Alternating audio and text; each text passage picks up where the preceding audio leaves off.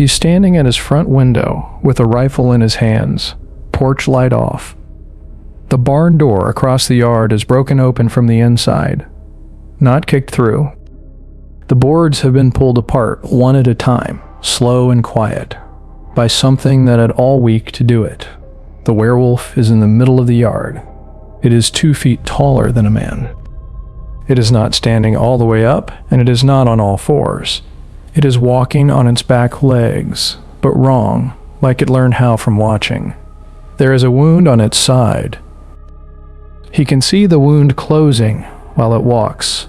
The skin is pulling itself shut under the fur, and he is watching it happen from 40 feet away. For 7 days. The barn was where the werewolf healed up. He was what it was healing up for. I read this account at 1 a.m.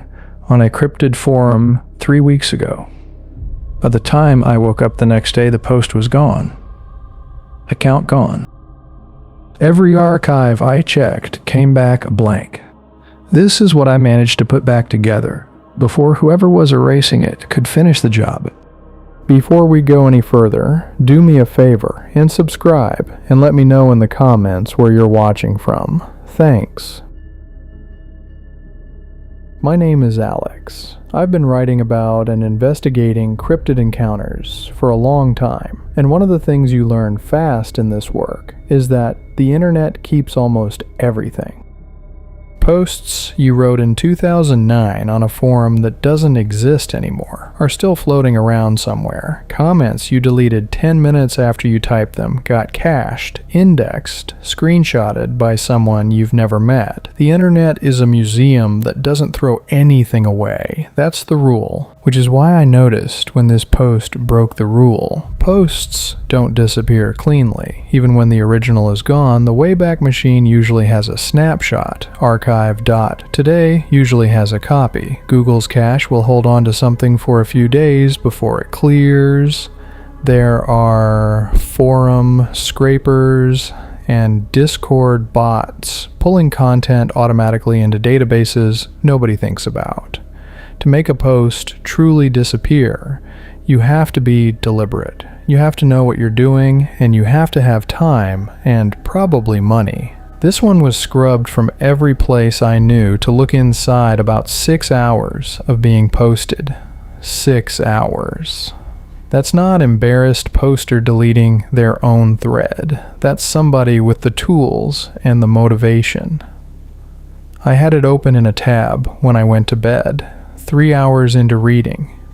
And when I woke up, the tab had refreshed to a 404, and the username was gone, and the thread it had been linked from had been edited to take the link out.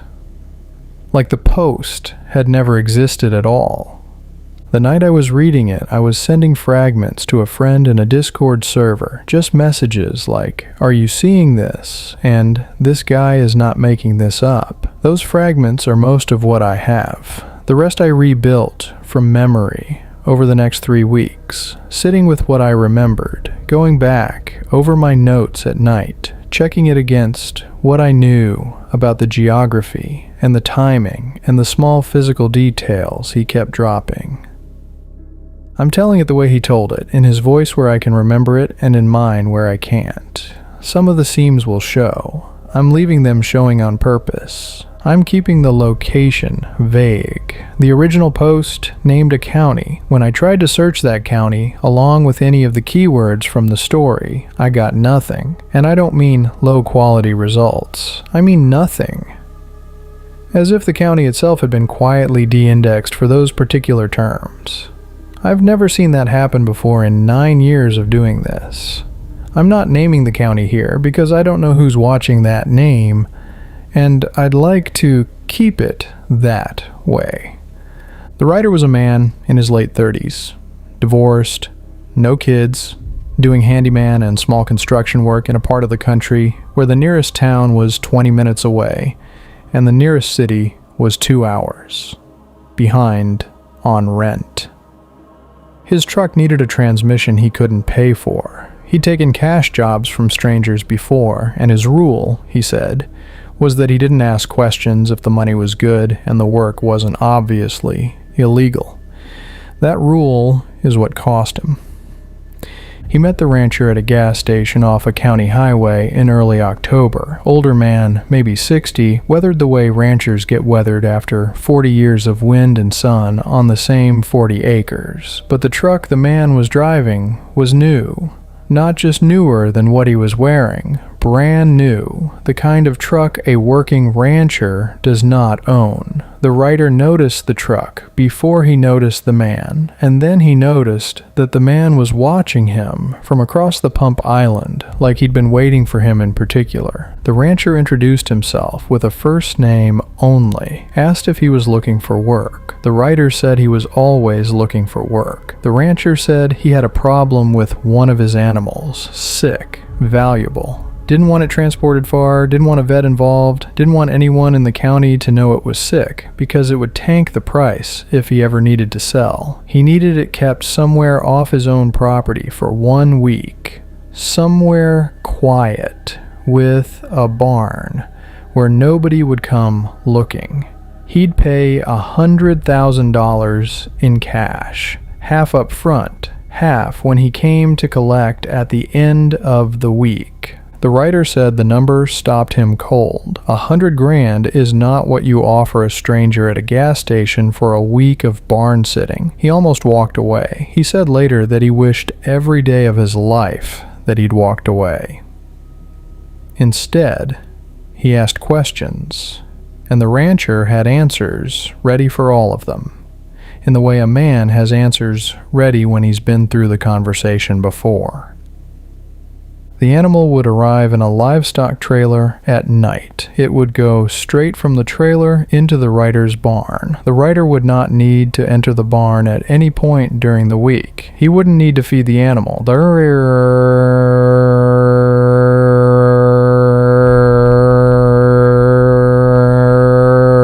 rancher would come by every evening at full dark and use a side hatch to handle the feeding himself, and then leave. The writer's only job was to keep the barn locked, keep people away from his property, and not open the doors for any reason whatsoever until the rancher came back at the end of the week. The writer asked what the animal was. The rancher looked at him for what felt like a long time and then said, "Better if you don't know yet. After Friday I'll tell you everything." The writer asked why Friday. The rancher said, "Because by Friday it won't matter." The transfer happened at 2 in the morning on a Sunday. The writer was told to stay inside the house and not come out for any reason. He sat in his kitchen with the lights off and watched from the window as a long stock trailer backed up to the closed barn doors at the end of his driveway. No headlights. The rancher worked in the dark. He said the part that bothered him in the moment, before any of the rest of it, was the sound of something moving inside the trailer as the rancher unlatched the back gate, not the rhythm of a cow shifting its weight, not a horse, something pacing. And then, this is the part I keep coming back to.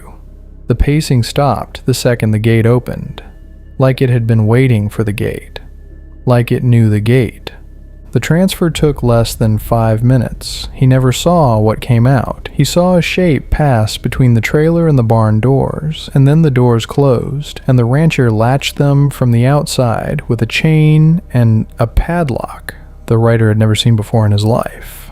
Then the rancher got in his truck and drove away, without looking at the house once. He slept that night with his bedroom door locked, which he had never done in the years he'd lived in that house. In the morning, there was an envelope on his kitchen table, $50,000 in cash, banded in stacks of hundreds. He hadn't heard anyone come in. The front door was still locked when he went down to make coffee. He checked every window. He checked the back door, all locked. The envelope had not been there when he went to bed, and it was there when he woke up, and there was no rational way to explain how it had gotten onto his table. He told himself the rancher had picked the lock. He told himself $50,000 was the easiest money he'd ever made. He told himself a lot of things that morning that he would stop being able to tell himself by the end of the week.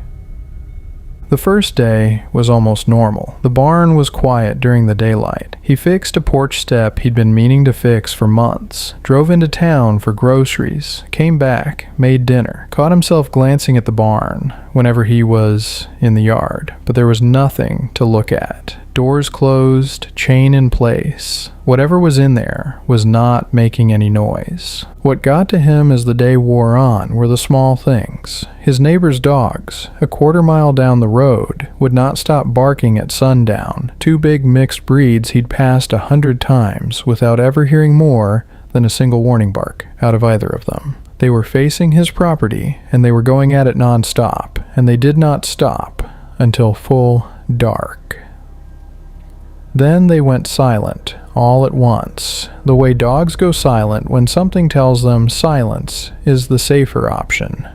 The crows were gone too. That's the one he said he noticed second. The crows that usually roosted in the trees behind his barn, and he was the kind of man who knew his crows by sight, which I'll come back to. The trees were just empty. Hadn't seen one all day. Hadn't seen any birds at all now that he was thinking about it, and the horses in his neighbor's pasture on the far side of his fence had moved as far from the barn as their fencing allowed, and were standing pressed against the gate at the opposite end of the field, all four of them in a tight cluster, facing his barn like they were waiting for it to do something. I want to stop here for a second because this is the most underrated piece of evidence in the entire field, and I've been saying it for years. To anybody who'll listen, animals know. They register what we miss. The dogs barking at nothing. The horses pressed against the far fence. The crows that won't roost where they've roosted for 10 years. These are not coincidences, and they are not background detail. They are the only honest witnesses in the entire encounter, and they are all telling the same story before the human in the middle of it has figured out there's a story being told. The first sound from inside the barn came around dusk on day one, not pacing this time. A long, low exhale that lasted longer than any animal he knew could exhale. 10 seconds of it, low and wet and patient, then quiet. Then the same exhale again, lower, slower, with all the time in the world behind it. He went to the barn door. He didn't open it. He just walked across the yard in the last of the light and stood with his ear pressed against the wood, trying to make sense of what he was hearing. And what he heard next is what made him understand he'd made a mistake he wasn't going to be able to take back. On the other side of the door, something was doing exactly what he was doing, pressing against the wood, listening. He could feel the boards flex slightly under a weight on the other side of them. He could hear breathing through the gap at the bottom of the door, slow and even and aware. Whatever was in his barn knew he was standing there and was listening to him listen to it. He backed away from the barn very slowly and walked to the house and locked the door behind him and did not go back out that night. Sat in the kitchen with every light in the house on. Tried to convince himself it was a bear. A sick cougar. Something the rancher was hiding because it was rare or endangered or worth real money on a black market he didn't want to know about. None of those explanations matched the breathing. The breathing hadn't been an animal sound. It had been a sound that was trying to be an animal sound and not quite getting it right, the way a man hums a song he half remembers. Day 2 was worse. The thing in the barn started moving more during daylight. He could hear it from the house now, even with the windows closed. It would walk from one end of the barn to the other, slow and deliberate. Then stop and stand still for 30 or 40 minutes at a time, then walk again. He could hear it scrape something against the inside of the door, the kind of slow scrape a person makes when they're testing whether a hinge will hold. He tried to call the rancher. He'd written the number down on a piece of paper at the gas station, hadn't put it in his phone, which he was now grateful for, and would later be confused by. The number rang and nobody picked up. No voicemail. He called it 5 more times that day. Same nothing. He checked his phone for any record of the rancher contacting him, and there was nothing. No texts, no missed calls, no name in his recent contacts. The rancher had never given him a last name, and the writer realized, sitting at his kitchen table with the phone in his hand, that he could not have described the rancher to a sketch artist if his life depended on it. Every detail of the man's face had gone soft in his memory in a way that did not match how he usually remembered people. And he was a man who remembered people. He'd been a bartender for 2 years in his 20s. Day 3 was when it spoke. He was in the living room when he heard it, not words, a vocalization, but with the cadence and the rhythm of speech and none of the language. 3 syllables, then a pause, then 4, then a pause, then a longer string that rose and fell. The way a sentence rises and falls when somebody is asking a question and waiting for an answer. He froze in the middle of the room and listened for almost a full minute, and then it stopped, and the silence afterward was the worst silence he had ever heard. And he says he understood right then that whatever was in the barn was practicing. He locked every door and every window, pushed a chair against the front door and a chair against the back door, took the rifle his grandfather had left him out of the closet, loaded it, put it on the kitchen table where he could reach it from any room on the ground floor, did not sleep, sat up with the rifle across his knees and listened to the barn and waited for sunrise. The rancher did not come to feed the animal that night, did not come the next night either. The writer realized somewhere on day 4 that the rancher had never been planning to come back at all. I want to talk about the geography for a minute because it matters more than people think. The writer described his property as the kind of place where the next house was a quarter mile away and the next town was 20 minutes by truck.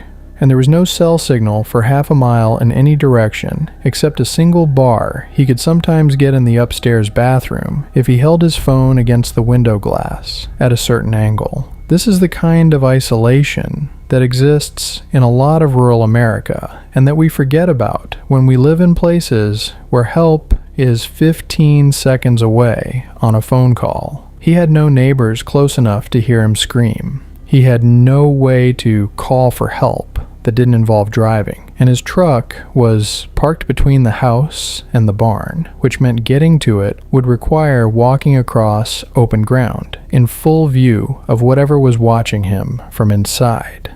Day 6 was the full moon. He noticed in the late afternoon that the barn had gone completely silent for the first time since the delivery. Not the quiet of nothing being there, the quiet of something waiting. He stood at his kitchen window and watched the barn for almost an hour, and nothing moved, and the wrongness of that silence was worse than any of the noises had been. He says he made himself a sandwich at some point in there and couldn't eat it. He still remembers that sandwich.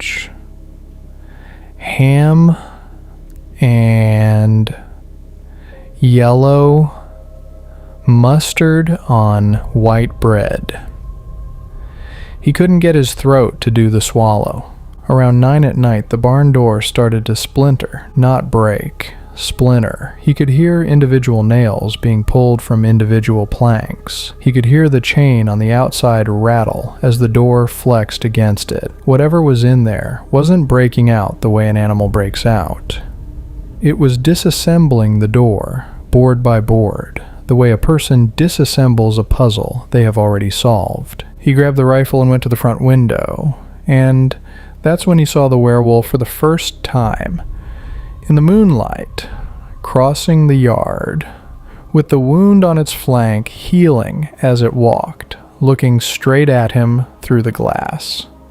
I'm not going to repeat the description from the cold open. Hold that image in your head while I tell you what came next, because what came next is the part of this story that, when I read it the first time, made me sit up in bed at 1 in the morning and start taking notes with a pen on the back of an envelope because I didn't trust myself to remember it. It's the part that no fiction writer would have written this way. The fiction version of this story would have ended with the chase outside, in the woods, in the dark, the way these stories always end. The real version, the version this man lived through, did not happen outside. It happened inside, in his own house, room by room, for 4 hours. The werewolf reached the front door and tested it. He heard the handle turn slowly and stop when it hit the deadbolt. Then the same thing at the back door. Then at every window on the ground floor in turn. It wasn't breaking anything yet. It was checking, learning the layout of the house from the outside before it came in. It came in through the kitchen window, not by breaking the glass, by removing the screen, sliding the window up, and stepping through the opening the way a person would. He heard it land on the kitchen floor, and he heard the floorboards take its weight, and he understood right then that the rifle in his hands was decoration. He retreated upstairs. There was a bedroom at the end of the hall that he'd reinforced years ago for tornado weather, with a heavy oak dresser bolted to the floor that he could pull across the door from the inside. He got into the bedroom, pulled the dresser into place, stood in the middle of the room, and tried to make his breathing quieter than the breathing on the floor below him. He fired one round through the bedroom floor when he heard the werewolf enter the kitchen, aimed at the spot he thought it was standing based on the sound of its weight on the boards. Heard the round hit something. Heard the werewolf make a sound that he says was the closest thing to laughter he had ever heard come out of a non-human throat. Wet, low, clicking, and it rose and fell like it was getting a joke. Then he heard it start up the stairs. The next 4 hours were a hunt. The werewolf moved through the house room by room, slow, methodical, the way a hunter moves through a field they know is going to give up the prey eventually. The writer moved through the house ahead of it. Out the bedroom window, onto the porch roof, down a trellis into the side yard, back into the house through the basement bulkhead, into a coat closet in the front hall, while the werewolf passed within 3 feet of the closet door, close enough that he could smell it through the wood, wet fur and old blood, and something underneath that he said he could not name and did not want to. He pissed himself in the closet. He put that detail in the post, and I'm leaving it in because he was right to put it in. It's the detail that tells you he wasn't writing a story. He realized somewhere in the second hour that the werewolf was not in a hurry. It wasn't trying to find him quickly. It was enjoying this. It knew the layout of the house better than he did within the first hour because it could hear his heartbeat through the walls, and it was tracking him by sound. Every time he moved, it adjusted. Every time he held his breath, it slowed down to give him time to lose his nerve and break cover. The only reason he survived those 4 hours, he wrote, was that he stopped trying to hide and started trying to think. He remembered the root cellar. The hatch was in the kitchen floor, under a rug that he had pushed a kitchen table over years ago because he never used the cellar. Heavy wooden door with a steel latch on the outside that dropped into a slot. If you closed the hatch from the outside and dropped the latch, you could not open the hatch from inside the cellar. He'd latched it once by accident as a kid visiting his grandfather and been trapped down there for almost an hour before anybody heard him yelling.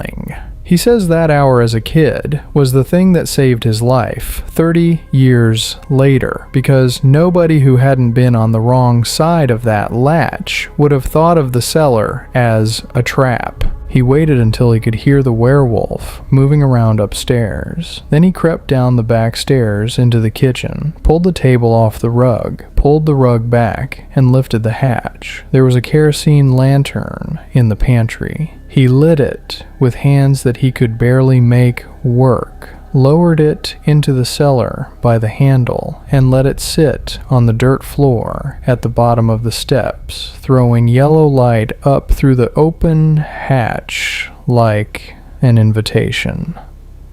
Then he climbed onto the kitchen counter behind the refrigerator and made himself as small as he could and waited. The werewolf came down the stairs on all fours. He could see it from his hiding place in pieces between the refrigerator and the cabinet. It saw the open hatch immediately. It saw the light. It went to the edge of the hatch and looked down into the cellar and made that clicking laugh again. And he says he could hear satisfaction in it, like it was pleased he'd tried to hide somewhere. Then it went down the steps to investigate. The moment its full weight was on the cellar stairs, the writer jumped down off the counter, ran to the hatch, slammed it closed with both hands, and dropped the latch into the slot. The werewolf hit the underside of the hatch a half-second later with enough force to lift the whole thing a full inch against the latch. The latch held. He didn't wait to see if it would hold a second time. He ran out the back door and into the woods behind his property. And he did not stop running until the sun came up. He found a gas station at a crossroads, about 15 miles out by mid-morning. No shoes, feet cut to ribbons. Used the gas station phone to call the sheriff, sat down on the curb, and waited. 2 deputies came and got him. He told them there had been a break-in at his property and an animal attack, and that he had locked the animal in his root cellar. They drove him back to his house, and he watched their faces as they took in what was waiting for them when they got there. The barn door wasn't splintered anymore. It was destroyed. The boards were lying in pieces all over the yard. The chain and the padlock were on the ground, intact, set down the way you set things down when you have time to be neat. The house was destroyed too. Kitchen window open, front door hanging off its hinges. Inside, every room on the ground floor had been gone through carefully. Furniture overturned, cabinets opened, walls gouged with deep parallel marks at chest height that didn't match any animal he had ever seen. There was blood on the kitchen floor that wasn't his. There was a smell in the house. He couldn't breathe through his mouth fast enough to avoid. The root cellar hatch was open. The latch was lying on the floor next to the hatch, snapped clean through at the base. The cellar was empty. No sign of the werewolf, no sign of the rancher, and no sign of the animal that had been delivered to his barn 6 nights earlier. There was no straw in the barn, no waste, no smell, nothing. The barn had been swept clean while he was running through the woods. The deputies looked at the damage, looked at each other. The senior deputy went out to his cruiser and got on his radio, and the writer couldn't hear what he said, but he could see the man choosing his words. Within 20 minutes, a third officer arrived in a different vehicle. Older, different uniform, higher rank than either of the deputies. The writer didn't recognize the uniform, and he had lived in that county for 6 years. The third officer walked the property without saying anything to anyone. He looked at the barn. He looked at the gouges in the kitchen wall. He stepped into the root cellar and stepped back out. Then he looked at the writer for a long time. And then he said, "It was a bear. Black bear, probably young male, came down out of the hills looking for food. We've had 3 reports this month. You were lucky." He said it the way you say a line you've rehearsed. He said it the way a man says something he needs you to repeat back to him so that both of you can pretend it's the truth. The deputies nodded along without looking at each other. The whole thing took less than 5 minutes. There was no investigation, no report, no photographs, no questions about the chain and the padlock lying in the yard, and no questions about the root cellar latch, snapped clean at the base. And no questions about why a man with no shoes had run 15 miles through the woods to a gas station to call them. And the senior officer was looking at the writer the entire time. This is the part of the post I have read back to myself the most. The writer described the look on that officer's face with a precision I do not think a person can fake. He said the senior officer was looking at him not with suspicion, not with disbelief, not with the bored patience cops use when they're humoring someone they think is exaggerating. He was looking at him with something the writer could only describe as wonder. The way you look at somebody who has walked out of a place that nobody walks out of. The way you look at somebody you have been told is dead when they show up at your door alive. And the writer understood, standing in his own destroyed kitchen, with the smell of the werewolf still in the air, and his feet bleeding into his own floorboards, exactly what that look meant. The senior officer knew.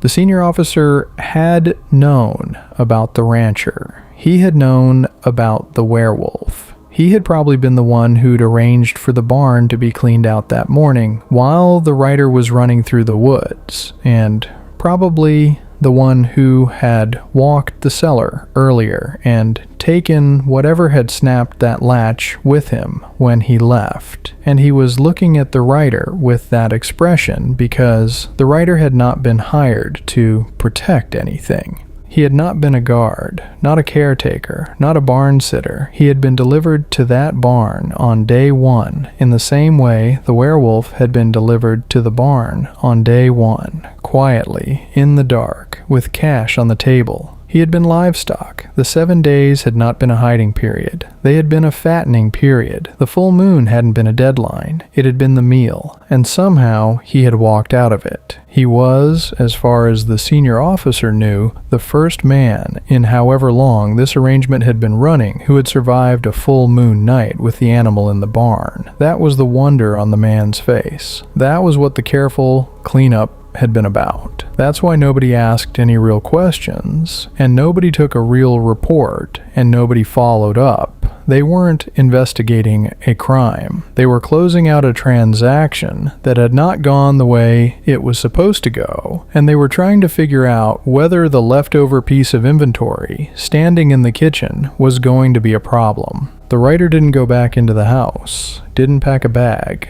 didn't even take the rifle. He let the deputies drive him to the sheriff's office to fill out a report he knew would never exist in any filing cabinet, and then he walked out of the sheriff's office to his truck, drove to his bank, withdrew every dollar he had, and started driving east. He used the $50,000 from the kitchen table envelope to start over under a different name in a state he'd never been to. He has lived there for 9 years now. He wrote the post because he wanted somebody to know. I want to close on the thing that has stuck with me most about this account, because I have read a lot of accounts at this point, and when I tell you something has stuck with me, I mean it. The writer ended his post with one paragraph, and I'm going to give it to you the way I remember it.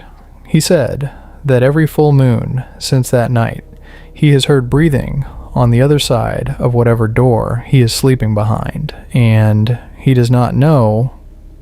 This is the part I keep turning over. He does not know if it is a memory that has gotten very loud, or if it is something that found him again years ago and is just waiting for the right night to come through the door. I have spent 3 weeks now trying to find any trace of this post outside of my own notes. I have searched the county. I have searched the keywords. I have tried every variation of the phrasing I can remember. The internet, which keeps everything, has nothing. Counties do not get scrubbed from search results. Posts do not get removed from every archive simultaneously inside of 6 hours. Somebody went to a lot of trouble to make sure the story did not exist. And the question I cannot stop asking myself is how many other men have tried to write this same post over the years, and how many of those posts were taken down before anybody like me ever got to read them.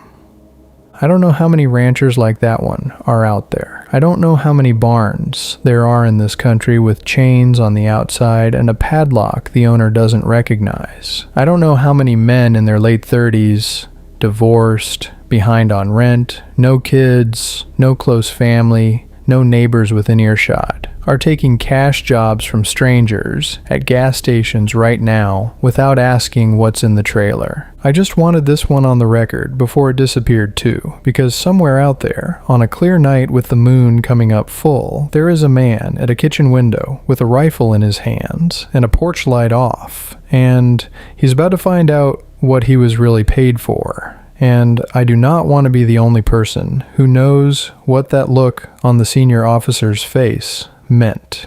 If you made it this far, thank you for watching. Subscribe if you haven't already, and if anyone out there recognizes any part of this story, if anybody has seen a post like the one I'm describing, if anybody knows the county, or the rancher, or the man who wrote it, please leave a comment. I'd like to know I'm not the only one who saw it before it was gone. Stay safe out there and lock your doors when the moon is full.